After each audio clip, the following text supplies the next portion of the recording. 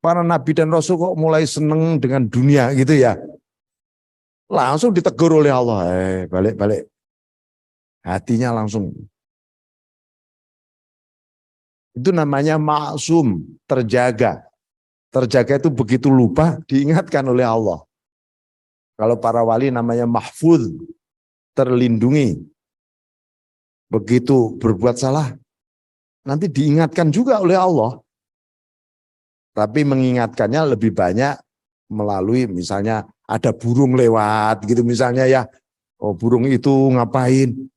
Ya Allah itu pelajaran tentang aku itu. Nah, para ulia sering dapat kayak gitu. Mungkin tentang angin apa, tentang pohon, nah gitu.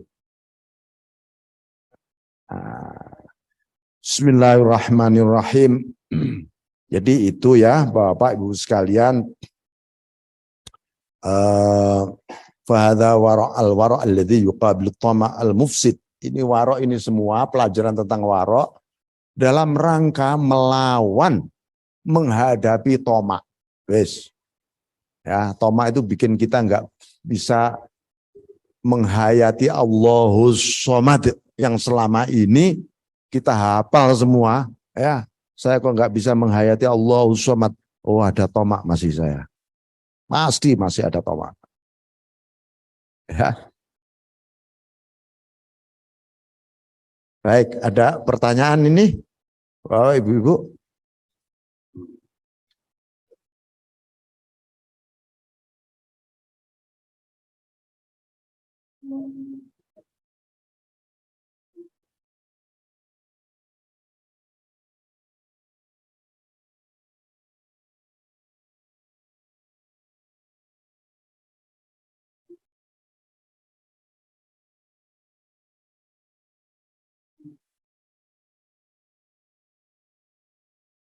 Bismillahirrahmanirrahim. Assalamualaikum Pak Kiai.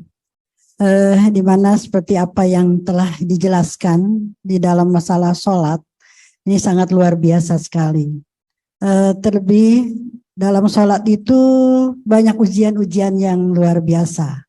Sehingga untuk mendapat kehusuan itu kadang-kadang kita 1 rakaat bisa husu, 2 rakaat, 3 ke 4 tidak bisa husu. Selalu ada godaan ya dari diri kita sendiri, dari bisikan-bisikan yang yang menggoda dalam hati kita. Dan bagaimana untuk memberikan jalan keluar supaya ibadah kita bisa khusyuk Pak Kiai. Itu yang selalu menjadi kendala. Kadang-kadang setelah sholat itu bisa full khusyuk, tapi tidak selamanya untuk khusyuk gitu. Dan sehingga kalau setelah sholat kita banyak istighfar sampai meneteskan air mata ya, untuk menjadikan sholat ini menjadikan suatu kehusuan gitu. Mungkin ada trik-trik lain Mbak untuk kami Pak Kiai. Terima kasih. Ya, ini saya jawab dulu ya. Bentar. Bismillahirrahmanirrahim. Jadi begini Ibu, Allah berfirman, faqimis shalah li dzikri. Maka tegakkanlah sholat itu untuk zikir kepadaku. Ya, sholat itu supaya kita benar-benar zikir kepada Allah. Oleh karena itu Ibnu Athaillah di dalam kitab Al-Qasdul Mujarrad mengatakan, az-zikru fis shalah afdalu min ghairiha. Berzikir di dalam sholat itu lebih utama dibanding berzikir di luar sholat. Jadi ketika kita mau sholat, ya Allah ini saya akan memasuki puncak zikir. Ini pertama kali mindset kita di sini harus begitu dulu. Ya Allah ini puncak zikirku ini. Aku mau sholat ini. Nah harus begitu.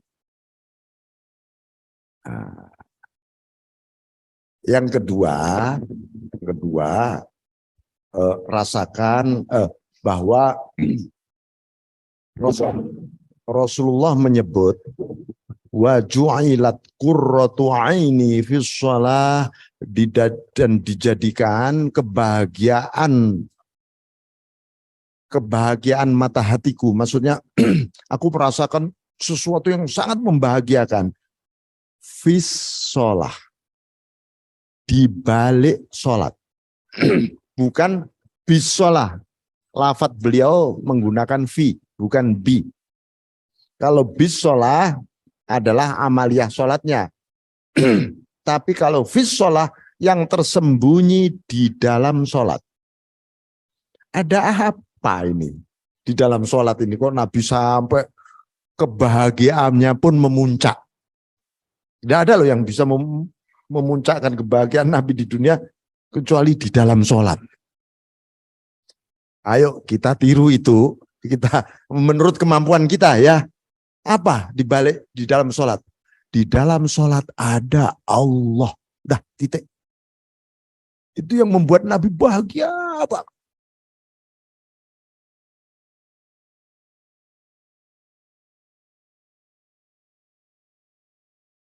Karena itu ya mulai Allahu Akbar sampai salam.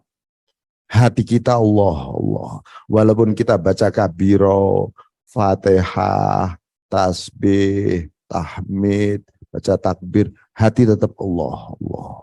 Terus, udah gitu aja. Ya, sampai salam. Biar, ya Allah, biar dari takbir sampai salam aku nggak kehilangan engkau. Dah, itu yang penting. Ya, cuma 3 menit loh ya. Cuma 3 menit loh itu. Sampai 1440 menit sehari semalam. Masa 3 menit tidak bersama Allah dan menghilangkan segala hal selain Allah nggak bisa? 3 menit. Makanya dilatih wow, terus. Sholat 3 menit. Kali 5 berapa? 15 menit. 1440 menit sehari semalam.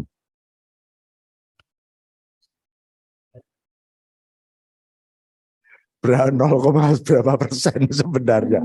Nah, karena itu Rasulullah ngajari kita wiridan, zikir, habis sholat ya. Sopo ngerti tadi ada pas rokaat keberapa kita nggak bersama Allah. Ditambal. Habis sholat ya itu wirid. Nambal sebenarnya. Ya, wirid. Dan kalau ketika wirid pun jangan terseret-seret oleh rasa kesusu. Tahu kesusu tergesa-gesa. Kapan wiridan mari? Kapan wiridan mari? Kapan selesai ini? Jangan.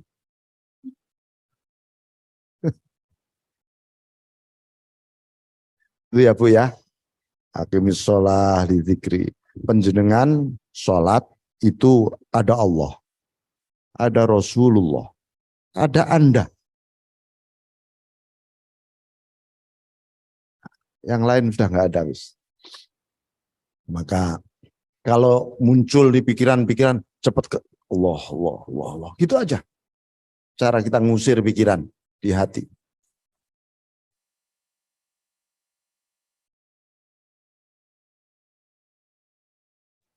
Ya, ada lagi? Ada lagi Bapak-bapak giliran yang mau bertanya? Oh, silakan. Bismillahirrahmanirrahim. Assalamualaikum warahmatullahi wabarakatuh. Izin bertanya Pak Kiai. Ini mungkin sedikit di luar tema, tapi saya pernah ngalamin dikatakan silaturahmi itu perintah Allah, sunnah Rasulullah SAW. Tapi ada, maaf dikatakan ada seorang alim yang mungkin sedang mendekatkan dirinya kepada Allah, sehingga waktunya habis dipakai untuk ta'aruf sama Allah. Jadi sehingga ketika ada orang-orang yang ingin bersilaturahmi sudah nggak bisa menemuinya begitu, Pak. Apakah ini merupakan suatu jalan untuk mendekatkan diri kepada Allah tadi, tidak menerima tamu? Terima kasih Pak Ustaz. Assalamualaikum warahmatullahi wabarakatuh. Ya, baik. Silaturahim itu ada 2. Secara adsat, jasad, orang menemui secara fisik, ini silaturahim. Ada lagi silaturahim secara ruhaniyah. Ya. Silaturahim secara rohaniyah, seorang para sufi itu selalu silaturahim dengan seluruh makhluk melalui alam rohaninya, mendoakan, memohonkan kasih sayang Allah kepada mereka terus, dan dia sendiri seperti rohnya menyapa semuanya. Seperti Rasulullah misalnya kepada umatnya sekarang kan nggak bisa silaturahim fisik, rohaniyah. Rasulullah itu seperti ini nih, pohon, ya. Rasulullah itu airnya. Umatnya semuanya itu kayak pohon, daun, bunga, buah, kulitnya pohon sampai akarnya. Umatnya, macam-macam kan umatnya. Ada yang jadi ini, ada yang jadi daun aja, ada yang jadi ini, macam-macam. Tapi Rasulullah adalah air. Semua dialiri air yang sama. Kanjeng Nabi posisinya seperti itu kepada umatnya. Itu namanya silaturahim ruhaniyah, nuroniyah. Nah, itu. Nah, kalau ada seseorang yang misalnya sulit ditemui ini, ya hanya ada dua. Ada dua. Mungkin dia sedang melakukan sebenarnya silaturahim ruhaniyah kepada murid-muridnya atau apa melalui non fisik. Sebab kalau ketemu fisik malah tidak membawa maslahah. Ada lagi palsu, misalnya palsu itu apa? Ya supaya disebut anu nih sangat suci nih, dia nggak nemui orang nih, nah, misalnya gitu. Ya itu tergantung hati kita membaca aja, gitu. Ya semoga itu ruhaniyah. Nah, jadi rohaniyah itu begini, ada orang menemui orang karena memang diperintah oleh Allah menemui orang itu. Jadi kalau di dalam ayat hadis Nabi juga disebutkan, mengkana yu'minu billahi wal yaumil akhir falyaqul khairan aw liyasmut. Siapa yang beriman pada Allah hendaknya bicara yang baik atau diam. Kalau Allah memerintahkan diam, ya sudah diam. Aku ini harus diam apa harus bicara ya? Rasakan ilham dari Allah. Ada itu sebenarnya. Allah, kamu diam. Ya dia udah diam. Kamu harus bicara. Tapi karena dorongan dari Allah untuk bicara. Nah, jadi seperti itu. Temui orang itu atau nggak usah ditemui, nah, misalnya. Karena dari Allah. Memang begitu. Jadi Nabi Musa saja nggak bisa memaksa diri untuk berguru kepada Nabi Khidir ketika sudah 3 kali ya bertanya gitu loh.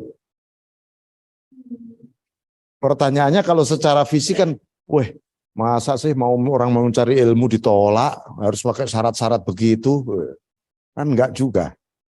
Ya emang itu garis dari Nabi Khidir kalau mau ikut pendidikan aku kan gitu.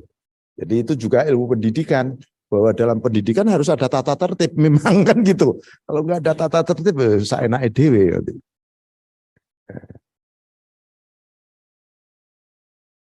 Ya, monggo silakan.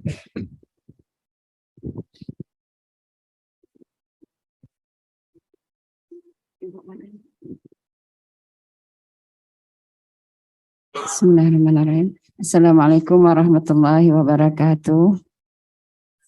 Tanya Kiai, sesungguhnya Allah itu Maha Pengasih lagi Maha Penyayang.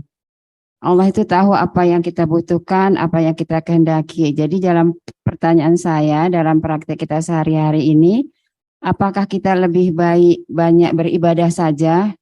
Kalau Allah itu tahu apa yang kita butuhkan, atau kita harus banyak berdoa? Gitu Kiai, makasih. Baik, ad-du'a mukhul ibadah. Kata Nabi ya dawuhnya, doa adalah inti ibadah. Jadi bagaimana kok disebut inti ibadah? Karena di dalam doa ada necklace. Ini ad-du'a di dalam doa ada al-faqah, rasa butuh, ya. Al-faqah itu rasa butuh.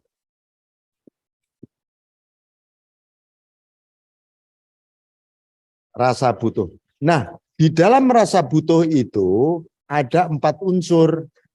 Satu, al-faqru, kefakiran. Al-faqru, rasa fakir ada kepada Allah. Ada ad-dhullah, hina dina di depan Allah. Nah, ada al-ajzu, tak berdaya. Al-ajzu, orang ketika berdoa pasti nggak berdaya.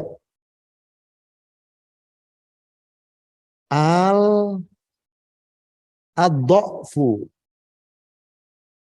lemah. Orang berdoa itu pasti lemah.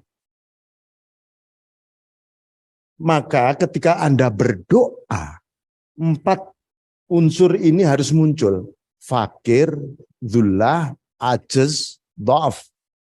Itu tandanya diijabah. Gitu ya. Tapi kalau doa ono gayane, wah ditolak karo Gusti Allah. Allahumma wahas, tolak iki. Karena nggak ada fakirnya, nggak ada, hina dinanya nggak ada, tak berdayanya juga nggak ada, dhaifnya juga nggak ada.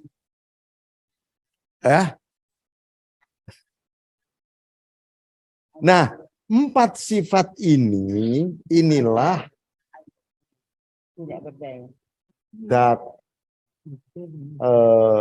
Da'aimul ubudiyah. Apa da'aimul ubudiyah? Penyangga, tiang-tiang. Penyangga kehambaan.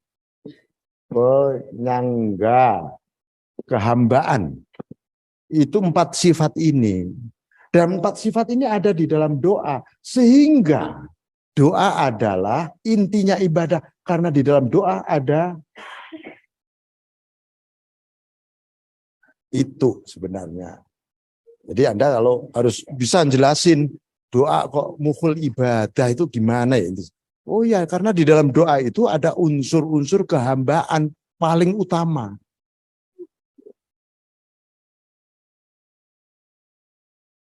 Nah itu. Nah, as-sholat itu artinya juga doa. Karena di dalam sholat isinya banyak doa. Makanya ketika sholat, rasa fakir, hina dina, tak berdaya, nggak kuat, itu harus muncul juga ketika kita sholat. Jangan sampai, ini saya habis olahraga Tuhan. Wah, ini kekuatanku hebat nih mau. Jangan. Ya harus merasa. Pokoknya hati kita merasa la haula wala quwata illa billah. Di dalam sholat harus ada.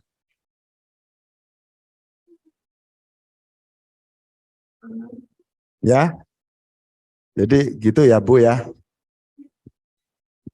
Assalamualaikum warahmatullahi wabarakatuh. Maaf Pak Yai, tadi dalam doa harus meliputi 4 hal. Jadi kalau doa dinazomkan itu bagus atau enggak gitu. Terima kasih. Assalamualaikum warahmatullahi wabarakatuh. Salam. Bagus. Yang penting hati kita 4 hal ini tetap muncul. Ya. Nazoman yang Anda baca, hati Anda tetap merasa tadarru hina dina di depan Allah. Butuh banget pada Allah. Anda baca sholat itu kan doa. Mendoakan Rasulullah. Tapi muncul enggak 4 hal ini? Tuhan, sholli ala Sayyidina Muhammad misalnya. Itu mempengaruhi kualitas sholawat Anda. Sholawat dinyanyikan misalnya. Ya. Hati kita muncul enggak ini? Atau kita berdoa sehari-hari, Rabbana atina fid dunya. 4 hal ini harus ada karakter ini. Jadi remuk redamnya itu ada ketika berdoa. Nah ketika orang remuk redam, muncullah sifat kehambaan yang sesungguhnya. Kalau dalam bahasa Jawa ini nungsep banget, gitu ya. Nungsep delosor banget kepada Allah.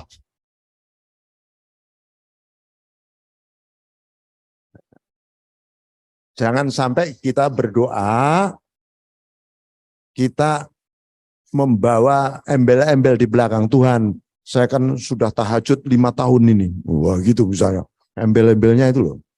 Saya sudah sekian juz mengkhatamkan Quran loh Tuhan. Saya puasa Daud sudah 5 tahun.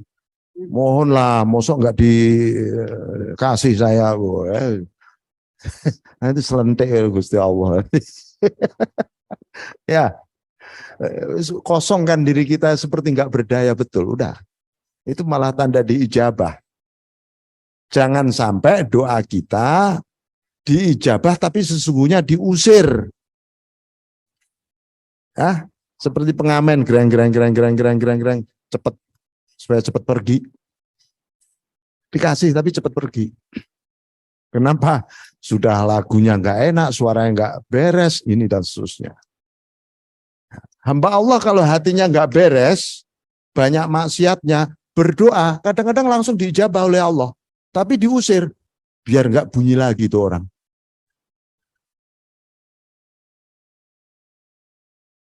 Ya, Allah nggak suka katanya suara. Tapi banyak orang soleh ahli ibadah bertahun-tahun berdoa kok nggak muncul-muncul ijabahnya. Kata Allah pada malaikat, ntar dulu, jangan dikasih dulu. Aku sangat senang sekali mendengar suaranya. Ya, ada seorang pemusik ngamen, ahli musik, wih kok bagus ya. Lagunya yang panjang dong, tambah lagi dong, tambah lagi. Tapi pengamen jeng-jeng belum selesai lagunya sudah dikasih. Ya, nah, kita pilih mana sekarang? Ya, pilih mana? Enggak apa-apa, sampai gedor-gedor Gusti Allah. Ya Allah, saya pokoknya begini dikasih oleh Allah tapi diusir dari pintu. Karena sampai enggak sopan menghadap Allah, digedor-gedor membawa pecok lagi gitu ya misalnya. Ngancem-ngancem Gusti Allah pasen. Ya, kalau kita lembut, nanti diberi yang lebih. Pengamen 5 lagu, bagus lagunya. 1 lagu 5.000 misalnya. Ya, malah akan Anda kasih 100.000. Padahal mestinya kan cuma 25.000. Ya, 100.000. Allah juga begitu loh ya. Anda munajat dengan indah, lembut, ikhlas, ridho. Diberi lebih-lebih nanti oleh Allah.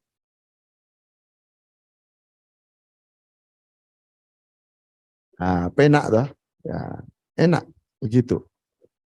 Allah tuh nggak kepengen membebani para hambanya. Jadi demikian ya, Bapak Ibu sekalian, saya mohon maaf yang sebesar-besarnya. Walafu minkum wallahu muwaffiq ila aqwamit thariq. Assalamualaikum warahmatullahi wabarakatuh.